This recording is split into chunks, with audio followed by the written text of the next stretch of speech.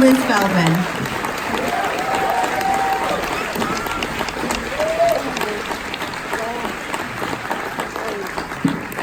Good evening. So I've prepared them that I might be a bit of an embarrassment because I am so into this show that I was like 4 episodes in when they asked me to come do this, and I started believing in God. So there we go. Okay. And here are you. And here we go. Okay. You guys, Dead to Me is a show by women, for women, with a And men, but not so much children. mostly women, with a specific tone but very broad appeal. Liz, how did you strike a perfect, I'm calling it perfect, I think everyone will agree with me, balance between comedy and drama in a series that hinges so much on trauma and grief that the internet has dubbed it a traumedy? First of all, She dubbed it a trauma. I saw it on Twitter. Listen, some genius called it a traumedy. It wasn't me, but somebody else did. But first of all, I just want to thank you for moderating tonight. Alyssa was the Deputy Chief of Staff for Barack Obama. And now I watch Netflix.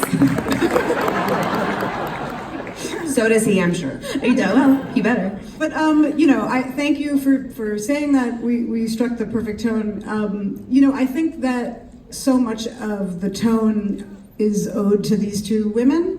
You know, you can put words on a page. Yeah, I mean, come on.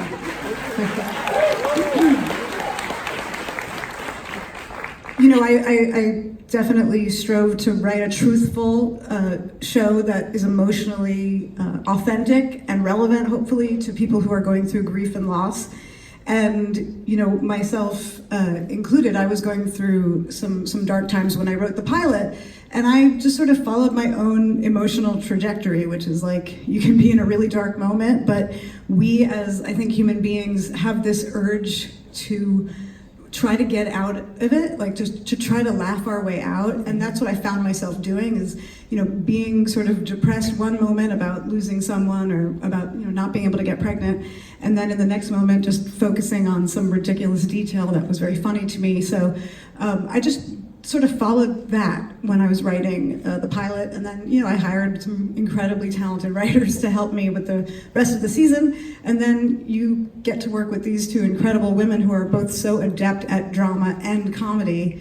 And, you know, we had a lot of conversations about what the tone was, and pretty much, like, I think at the end of the first week, they were shooting a scene, and I was like, that's the tone! You found it! Like, that is it! That's it! And you know, I think we just sort of went from there. Which also became a running joke. At the end of it, seemed like, that's the tone. Is this the tone? Are we doing the tone? We're doing it right now. I felt the tone And Liz would be throughout, like so. cracking up as she and I were like in a pool of our own emotions on the floor, and Liz would be like, that was hilarious, you guys. I'm like, was it though? Yeah. Was it hilarious? Because Turns out. I'm going to therapy now. No. Linda and Christina, you guys didn't know each other before the show. No. Did you like each other right away? No. Yes. No? That's I was hilarious. It could have gone either way. Did we like each other right away? Yeah. Yes. This is like our thing. When we do interviews, we just stare into each other's eyes. And we repeated at each other. Yeah. No, we met and we had this very casual lunch and didn't talk about the show really, just talked about being moms and our feelings with Liz and with the incomparable Jessica Elbaum, who we love so much. And I think we just we looked at each other and we're like, yeah, I know you. And I trust you. I and felt like I could trust you, and I felt like you were a real present person. Yeah. That, I think, is what you're hoping for when you're with somebody and when you're acting with somebody, is that you're with somebody you can trust and somebody who's going to be present. Do you have Yeah. nicknames for each other? Pook. Told you I had some curveballs. No. Nicknames. Yeah, you guys call me Cardellini. Yes, I call you Cardellini, or yeah, Cardellini, and you call me Crapplegate. Sometimes. Yeah, Crapplegate. Yeah. It's not like super original, but I'll take it. What are your favorite characteristics about Jen and Judy? And more specific, also not more specifically, what are the characteristics that you had to sort of take on that were so the opposite of who you are as a person? I like, and I actually saw this, they like did a video thing, Mimi, Giphy, Jiffy, whatever they're Yes, called. she's very good at social media. Very good at it. Can't tell. Of Jen saying no. And I have had a really hard time doing that in my life. Not just like as a woman, just like as a person, just like, sure guys, whatever you need. Sounds good. And Jen just goes, no. Like a dick all the time, and I She's love a it dick so all the time. She's a dick all the time, and I love it so much, but it's so empowering. And they made this whole thing about like the most empowering thing was Jen saying no in all of her different ways. And by playing this character, I got to feel what that felt like, to be free of having to placate to everyone's needs and be informed and empowered in my own. And I'm not gonna say that I am fully like versed at this, but I've been doing it a lot more because of this beautiful character. Just saying like, no, not my thing, not gonna happen. I felt it when I No. watched it. I was like, I just need to say no. What's gonna happen? People just go mute. Oh, Yeah. okay. What are you gonna say to no? They just go like, oh, well, okay. Door slam in your face, you're done. No taco lasagna for you. Mexican lasagna. With raisins. Lots, not, never too many. Told you I watched it. Okay, wait, what about you? Well, what about me? What was the question? What are you wearing? Who are you What- wearing? Actually, the question was, of all the characteristics you had to take on to play Judy, which was the most opposite of who you are normally? Judy's lack of cynicism, I think. For me, it's easy to be sarcastic or cynical, especially toward myself. And Judy doesn't have that. Judy also has a lack of fear, really. I think she gets afraid when somebody reminds her to be afraid, but in the moment, she's not scared. And that was an interesting thing about the character, is that she is always trying to be so present and so earnest, yet at the same time she's covering something from the past and she's lying about everything. So those two things playing at once together were really fun for me. And I think for me, I am a more cynical person than she is. And I think I am a more fearful person than she is. And I think that, I think I overthink things, and Judy just sort of puts herself in a Just situation. goes. Yeah. Okay, that's good. She's also not world. What about you, Liz? When did I you was learn from playing your Judy, character? well, I've said this before, but it's true that when I set out to write the pilot, I thought this was two people that were just totally made up characters having nothing to do with me or my experience. And then as I was about done with the first draft, I was like, oh, they're both me. They're both me. I have that duality inside of me of being that strong, angry person, but I would never express it. I've never allowed myself to be, that saying no all the time and fuck everyone kind of person. And I'm also very sort of woo-woo, new agey, want everybody to be okay, like kind of person on the other side. So they're both me. But okay, so let's go from there. It's a documentary. Yeah, for all of us. For all of us. So, but Liz, you talked about just a couple minutes ago that this was very personal and that was based on things that had happened to your experiences. What was it like to sort of see it, like to put yourself out there and then to see it come to life? That's a good question, and it was at times invigorating and gratifying and exciting, and at times really hard and painful. There's a particular scene, Judy's struggles with fertility is very much based on me and my wife's struggle to have a child for the last 6 years. We have not been successful yet, and we have pretty much encountered, every bump that you can imagine along the way. So there were times in the storyline with Judy trying to have a baby and the flashbacks, when we were shooting them, I didn't even sort of think about it. And then, I'm on set at all times every day. And, some of that was really hard to watch and I would have to walk away. It was, it hit me in a very personal place. Now, the facts are not autobiographical. Those are not the exact things that happened to me, nor to my wife. But because it was coming from such a personal place, to see it acted out, and also, again, like, not just acted out, but acted out brilliantly, just beautifully and vulnerably done by both of these women. It was very confronting, you know, but I think ultimately really cathartic. It felt cathartic.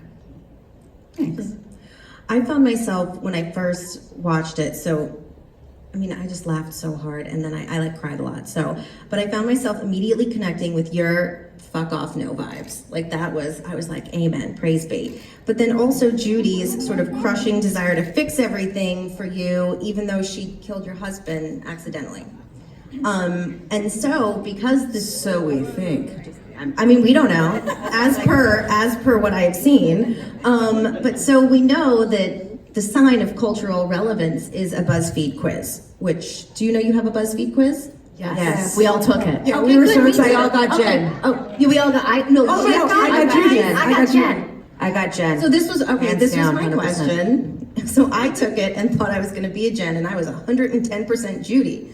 Amazing. Oh, funny, kind, creative people pleaser who has a hard time speaking up for herself. It's like all the things I've been fighting against for the past 5 years. So you each got Jen. No, I got Judy. Oh, girl. I got Jen. You got Jen, I got Jen. And is that who you actually, if you picked who you identified with, is that who it would be? Yeah.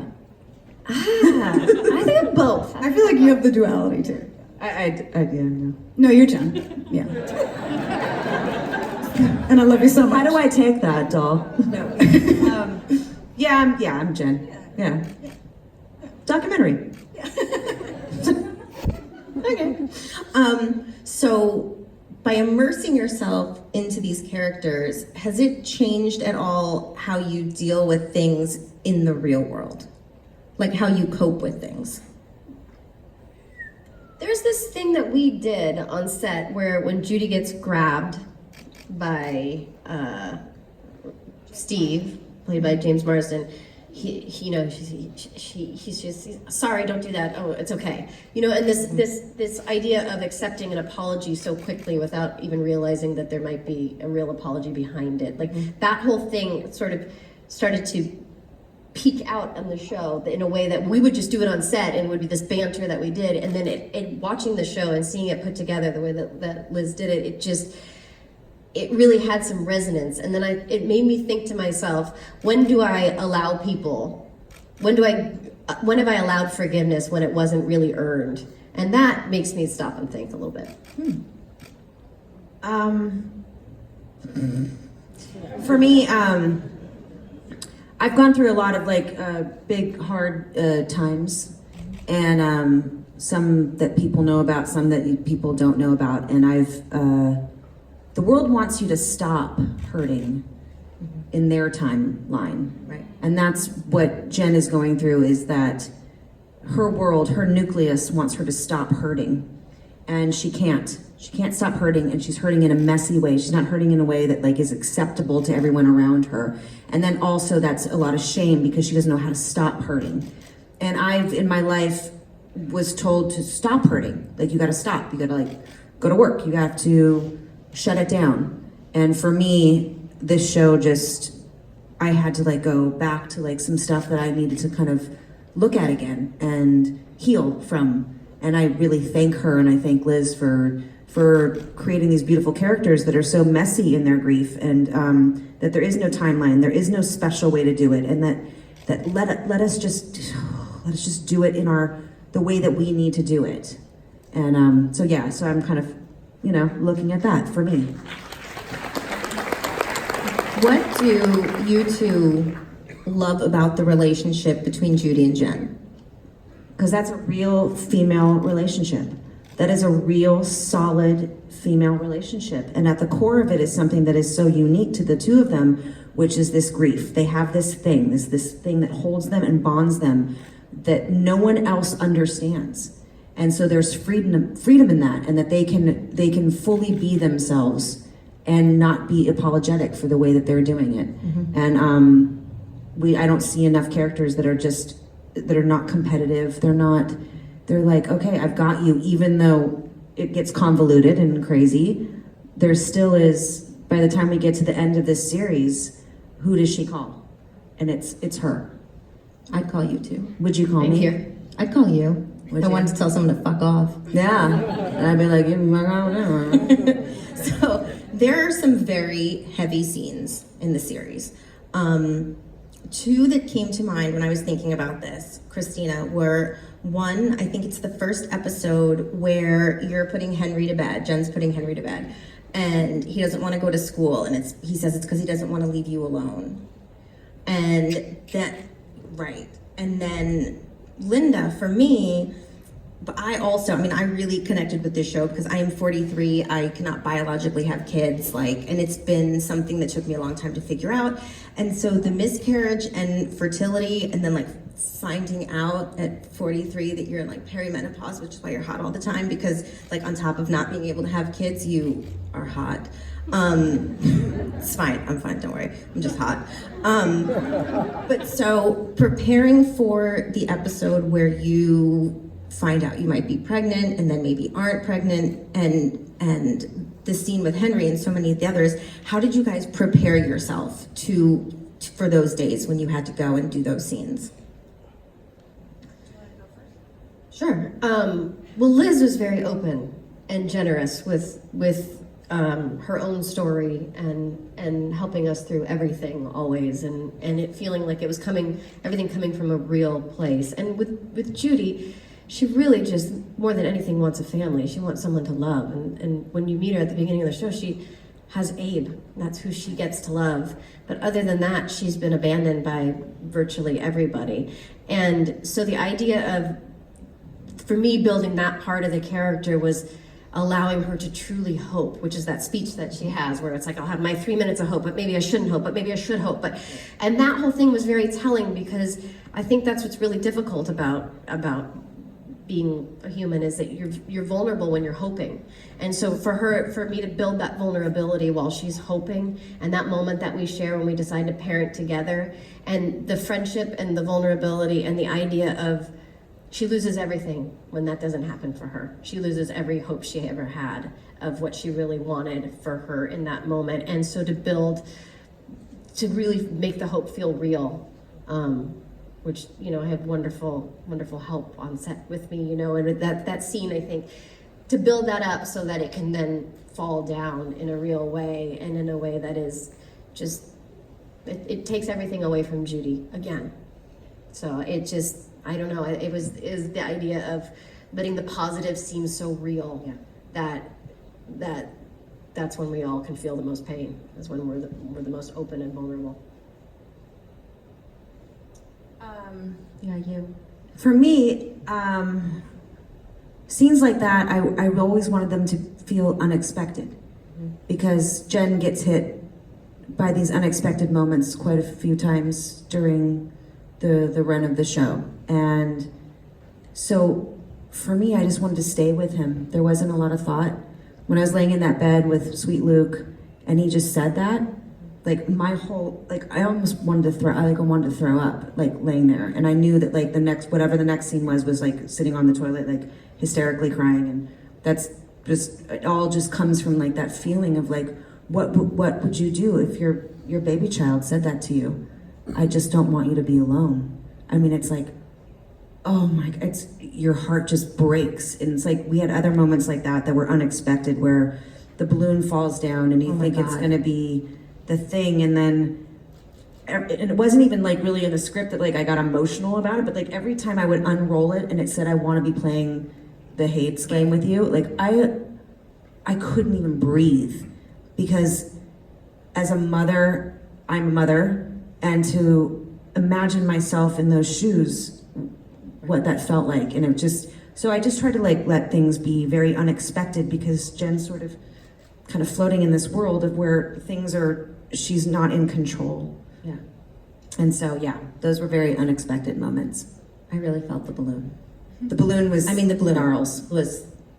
That was, yeah, I had tears. Luckily, I wasn't wearing mascara that day, because I was alone on my couch. Even thinking about it, I start to cry, because it's such that thing of this baby boy is missing his dad, and right.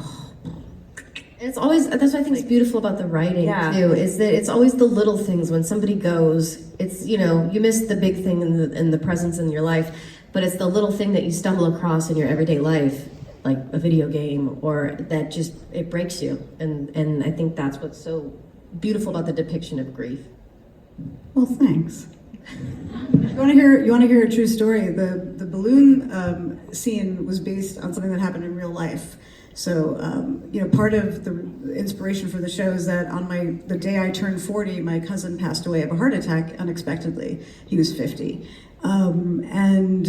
Shortly thereafter, my family did a balloon release with white balloons with little messages to him, because they didn't get a chance to say goodbye, and they did this beautiful release. And we were here in LA. I didn't get to see it. It was in New York.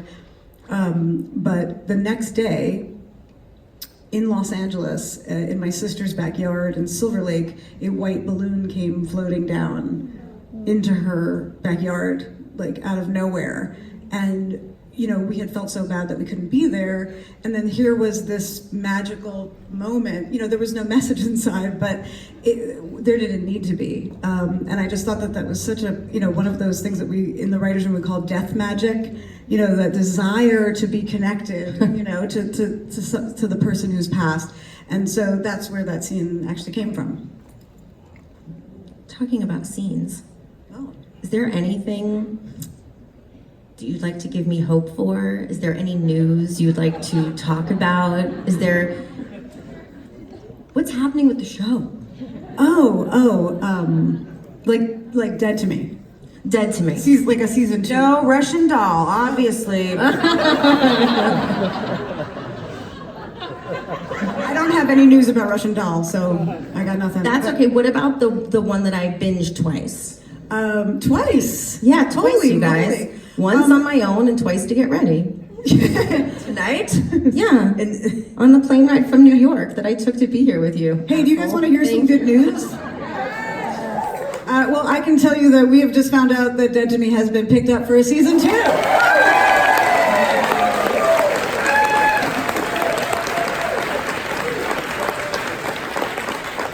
That's not what she was asking. Oh, about. shit. You weren't supposed No. to talk about that, Oh, Liz. shit. It hasn't been announced to the press yet. Okay. What are you doing, man? No, I'm allowed. I'm pretty sure I'm allowed to tell you Really? that. Because I tweeted it. Yeah, No, I'm kidding. Not yes. yet. I think I'm the first to tell anyone, but yeah, we've been picked up for a season 2. Yeah. And I start writing it on Wednesdays.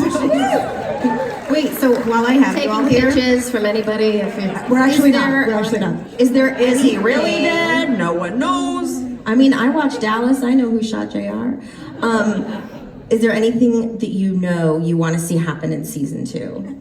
That's not a spoiler. Like where maybe some of Lots more bow hunks. So many more bow hunks. I haven't used that word since 7th I honestly grade. don't know that I know what that word means. Oily variety bow hunk. Bow Did hunk? you not see 16 Candles? I did. He's I an just- oily variety bow hunk. Oh, got it. Yeah. Okay, I'm next. just so gay, I guess. I didn't even know.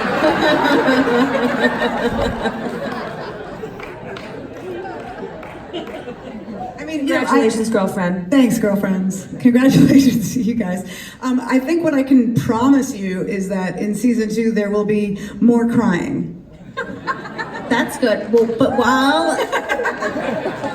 while I have all three of you up here, I would just like to say, as a super fan, I'd really love a cameo in Grief Group. I mean, if that's possible, just putting it out there. Yeah, no, just a quick audition and then we'll see. Yeah. I thought that's what this was. Just kidding. Did you two both know the minute that you read the script that it was special? Yes. Except for I thought I was being offered Judy, the part of Judy. Oh. So I was like, yeah, look at that fun, awesome, layered part. But you're the bitch. And then Liz You're was the, yeah. then I'm the bitch. Liz was like, oh, no. No. I was like, I'm gonna feel fine. understood. But I you really have was a like, lot. I like when I read it, I was like, oh yeah, like I even like was like passing through like the Jen parts, like bullshit, my stuff, bullshit, my stuff. You're like, God, she drinks Like, a lot. maybe you should look at the other stuff. Yeah, I was like, I think if you looked more closely at Jen, you'll find that you have some inherent similarities. Guys, come on. No, you're the best. Everybody loves Jen. Jen's fantastic. I love She's Jen. an empowered woman. Jen makes me think I'm nice. That's what I'm saying. Yeah, it's good. It's therapy. Let's talk about James Marsden. Okay, who is obviously very handsome, has always been, always plays the good guy.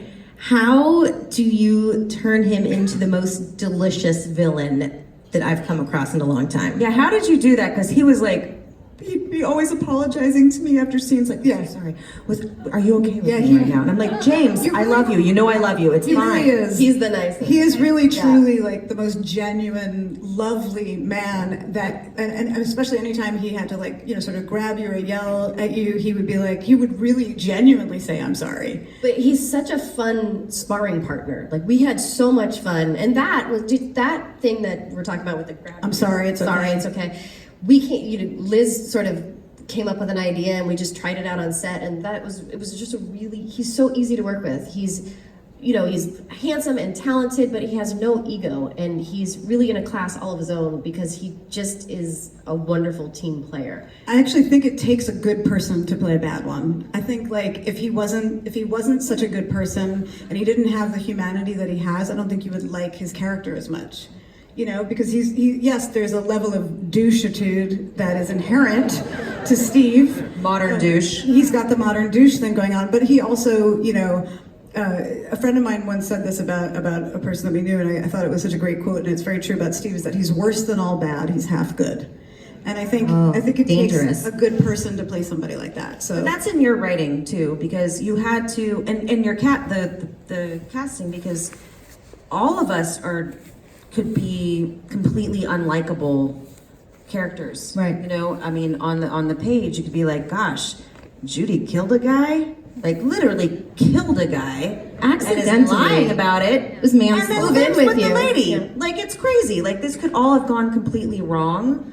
But there has to be something that was likable about all of them. And that's something that everyone kind of related to. And like people were like, I'm rooting for Judy. I mean, you should do root for everybody. because she's lying to her, and then Jen's an Except asshole, and like, I think we're living in a. I said you root for everybody, like except Steve. But even in the middle, you're kind of rooting for Steve. You're like, well, you can because turn then a corner. Steve's also like, you know, he has something, you know, some lucid moments. Yeah. That I mean, I think mostly douchey, but lucid. We wanted to sort of hone in on this thing that's very true about He's douchey. people right now, which is that not everybody is all good and bad. Like it's, you know, we're living in a time right now where some of our Complicated. heroes, you know, especially creative heroes, are, you know, there's parts of them being revealed that are really difficult to cope with and really difficult to come to terms with. And I think that, you know, I was really interested in showing characters that half your brain was telling you you cannot root for this person, but your heart just can't help it. And, you know, I think in some ways, all the characters are that kind of person where you're like, oof, but I really see your flaws on display, but I can't help it because I can feel your humanity. My favorite Steve scene is the Petrified Forest. Do you know the phenomenon that's going on right now in the actual Petrified Forest? I read an article. So, yeah. That people are calling about I can't the read. rocks. No, it's more. More? People. No. So the Petrified Forest, of course. That's, by the way, episode 7, written by Emma Rathbone, and she wrote that whole Petrified It's Forest amazing. thing. It's incredible. And so, Petrified Forest, if you take something out of it, you're allegedly cursed, and he admits to taking this rock and he's cursed. So anyway, it turns out in the real Petrified Forest right now, the curator of the Museum of the Petrified Forest has spoken out because so many people have returned the rocks they stole because they were scared, and they've all said it was because of your show. And I believe they're calling it the dead to me effect.